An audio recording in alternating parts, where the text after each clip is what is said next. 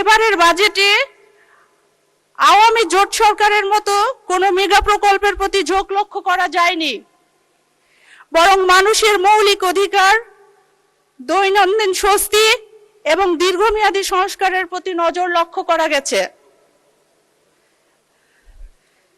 মাননীয় স্পিকার, এবারের বাজেটের আকার 9,38,000 কোটি টাকা, যা বাংলাদেশের ইতিহাসে সর্ববৃহৎ বাজেট।